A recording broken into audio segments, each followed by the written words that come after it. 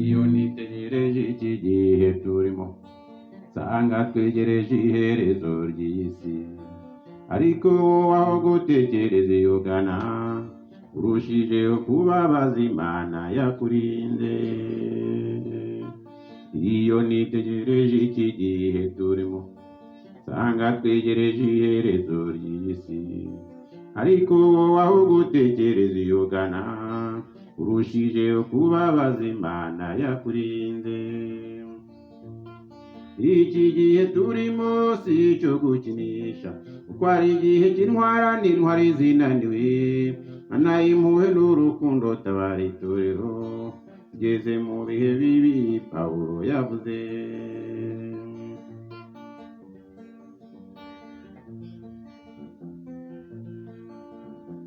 turakagana amakuba bigose isi intambara ibyorezo n'ibindi byavuzwe ibyo byose urabibona n'amaso yawe ariko nta n'ubuntu urakamenya aho ugeze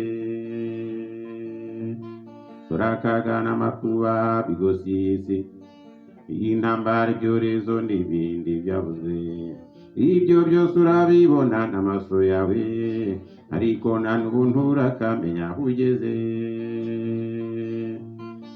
iki gihe turimo si icyo gukinisha kuko ari igihe cy'intwara n'intwari zinaniwe Mana y'impuhwe n'urukundo tabara itorero tugeze mu bihe bibi Pawulo yavuze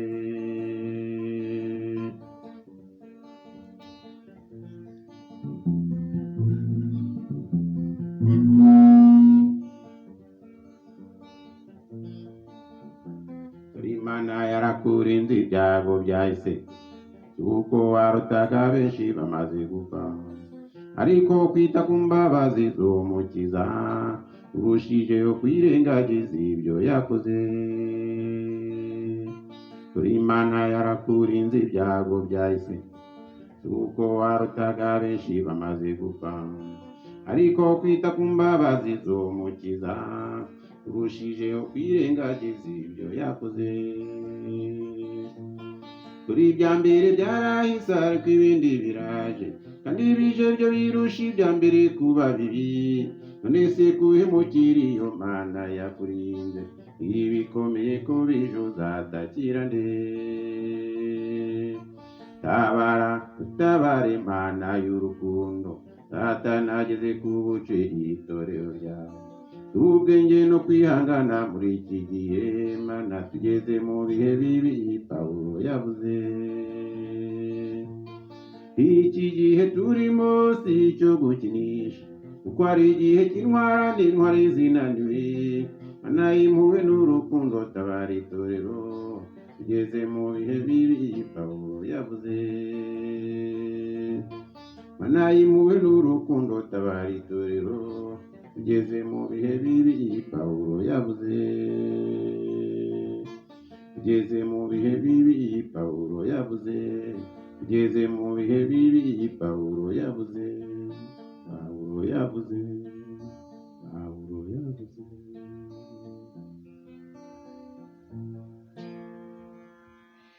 amen Imana ishimwe Imana ihabwe icyubahiro umusaza rero Evariste Imana imuha umugisha aracyatwibutsa ijambo ry'Imana niko rivuga ubu tuba turi mu gihe cyo kwibukiranya iby'uru rugendo rujya mu ijuru ariko turirimbiye amagambo akomeye ngira ngo tuyabike ku mutima Dawidi niwe wahise avuga ngo ndabikiye ijambo ryawe mu mutima Mana kugira ngo ntagucumuraho Imana ishimwe rero reka uyu musaza tumuha akanya kuko ibintu byose iyo umuntu ubona kuzuye umutima ariko gasesekara ku munwa anatubwire muri makeya yongera kwibutsa yuko iki gihe turimo atari icyo gukinisha ni igihe cy'intwarane intwari zarananiwe ariko Imana ishimwe yuko ari intege abantu bananiwe utibashije ikamwongera n'imbaraga yiteguye gutabara itorero ryayo nititabaza izadutabara Imana ihabwa icyubahiro reka tumuhe akanya rero akomeze atuganiriza atwibutsa iby'urugendo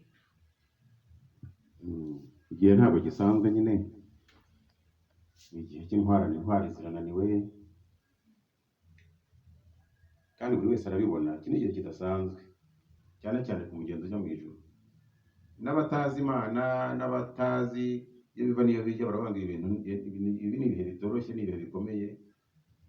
Bamwe tujya duhura bakabimbwira bati bararirimbye bitaraba none birabaye, ariko nkanababwira ngo nyamara ntibiraza.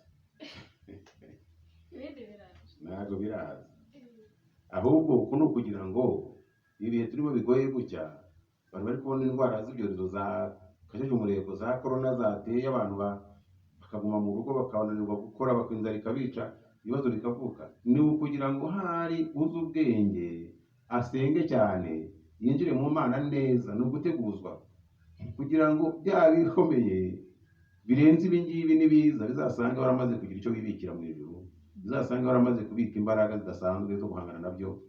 Naho ubundi iyi ni intangiriro. Nuko nababwira rwose, uzi ubwenge yegera Imana asenge, uzi ubwenge akiranukire Imana. Iki ntabwo ari igihe cyo kurundanya imitungo ivuye mu manyanga, si igihe cyo kurundanya amafaranga avuye mu binyoma, si igihe cyo gukora ibintu byo kubabaza Imana, ahubwo ni igihe cyo kwegera Imana ugashaka icyayinezeza, ni uko kwitereta kugira ngo ubashe gutambuka imbere aha ngaha. Cyane cyane ku bantu bajya mu ijuru basobanukiwe neza, bazi ibyo kujya mu ijuru, dukwiye kuba maso cyane no gusenga Imana cyane no kwirinda cyane, kuko Satani nawe azi ko ashigaje agahe gato, arimo aragakoresha uko kari. Rero ugakoresha uko kari, ibyaha byabaye byinshi, nta muntu wo kwizerwa ugihari, ibintu birakomeye. Ariko umukiranutsi we uzi Imana, akari ko gahe ko kwegera Imana, ko gahe ko guhamagara Imana, ko gahe ko gutereta Imana. Mbese muri ibi bihe bikomeye bimeze gutya, muri ibi bihe biruhije umugenzi, muri ibi bihe buri wese baravuga ngo byabacanze. Ni ijambo ry'igiswahili gucanga hari, ariko wese aravuga ngo ibintu byacanze, ibintu byaducanze. Muri iki gihe ibintu byacanze abantu, ni iki cyo gukorwa? Nta umuntu watakira ngo igihe cyakumarira, ubwiye urongeye kubwira umuntu ugasanga arakurusha ibibazo. Wowe wibwiraga ko akomeye ugasanga we byamurenze, nyine afite ibirenze ibyawe, kandi wumva ko ariwe wagutabara, ariwe wagufasha.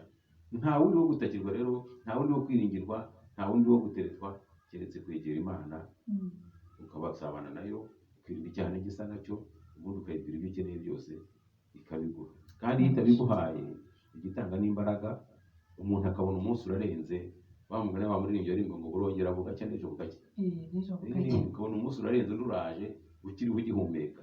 Byose n'Imana ibikora. Rero dukwiye kwegera Imana, icyo nababwira. Naho abakunda gukora komantere kuri iyi ndirimbo bakavuga ngo dore tugeze mu bihe bibi Pawulo yabivuze mu myaka hashize imyaka ibihumbi hafi 2 birenga, abivuze nawe yabona ko ari ibihe biruhije. Icyo gihe nawe yarabibonaga, ariko aho tugeze noneho ibyo turi kubona birenze ibyo wabonaga icyo gihe. Tubihagazemo neza, ingero ni nyinshi, wenda umwanya urambuye wagira uvuga ku kintu ku kindi, ariko ntawe utabona ko ibihe bikomeye tubigezemo, ko ukurikije ibiri mu kuba hano hanze, ibiri mu kuvugwa, ibiri mu gukorwa, usanga ari ibintu by'amahano akomeye. Kandi muri Imana iratubwira ngo mbere yo kuza kwe hazabanza amahano mu isi no mu ijuru. Ibintu abantu rero bari kubibona bakajya mu ibisanzwe, aho kugira ngo bibakangurire kwegera Imana, ahubwo bakarushaho kujya mu bibi. Urushinga kubaza Imana yakurinze, baretse kubaza Imana yakurinze muvandimwe unyumva, ugashaka ibyo kunezeza Imana, ko ariyo buhungiro, ko ariyo ufiteho, ko ari ifite kuba yakurengera, kurinda kurusha gutabarwa n'ibyo wibwira ko byagutabara, kuruta kunyura mu nzira wumva ko wazanyuramo ukagera ku byo ushaka. Icyiza ko ari gushaka Imana. Cyane ko muri iyi si, icyo namaze kubona, namaze gusobanukirwa, umukire, abantu dushaka ubukire tukabwirukankaho, ariko ndagira ngo mbabwire ngo umukire wa mbere ni umuntu unyurwa n'uko ari. Kuko n'ufite miliyari zirenga 100 n'isaha aracyakora amasaha n'amasaha kugira ngo yongere ibyo afite, kandi n'ibyo afite mu myaka ashigaje atazabijya bazabimara. Niyo yabijya n'umuryango we wicaye akaba atabimara, ariko akavuga ngo reka nkomeze nkore, agakomeza akaruha.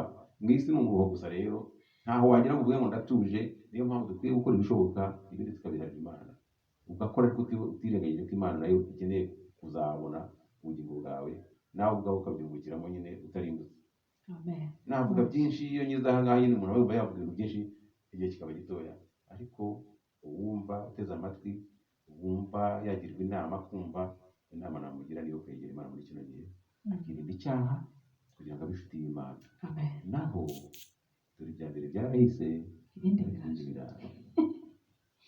Korona nitwaza ngo ibya mbere navuga ngo byarahise, ibindi biraje. Navuze korona ko umuntu ahaguruka akajya mu rugo, akajya mu isoko, uhaguruka ukajya kubasha gusuhuza umuturanyi wawe ku irembo, harya ubwo kandi icyo aha ntawamenya, ariko mu ijuru hari Imana. Muravuze ngo uzi ubwenge yegera Imana, yezwe uzi ubwenge yegera Imana. Mpita nibuka ikorasi twajyaga dukunda kuririmba kera, uvuga ngo uzi ubwenge yegera Imana, yezwe uzi ubwenge yegera Imana, yezwe kuko nta gihe kizadufite imbere hano. Hari igihe rero abantu babona ibihe, umwe niwe waturushije kureba kure no gutekereza, aravuga ngo ariko ko mbona bucya bukira amaherezo azaba ayahe. Nubwo nawe byarangiye nta gisubizo abonye cy'amaherezo, ariko nibura yarafashe umwanya wo gutekereza. Rero nta gihe cyiza kiri imbere aha ngaha, niyo mpamvu dukwiriye kwegera Imana. Imana ishimwe. Hanyuma kandi ijambo ry'Imana rikatubwira ngo dushakashake uburyo twamenya ibyo umwami wacu ashima muri iki gihe turimo kigoye abagenzi. Ndumva twanasenga Imana. Inama umusaza tugiriye niyo kwegera Imana, kandi tukezwa, tukanashakashaka uburyo twamenya ibyo umwami wacu ashima. Reka tunasenga Imana. Ibi ngibi birahagije. Imana ishimwe. Mana turagushimiye, tugushimiye kuri Imana ivugana natwe inyuze mu ijambo ryayo, ikavugana natwe inyuze mu ndirimbo. Ahangaha naho twumviye mu ijwi ryawe.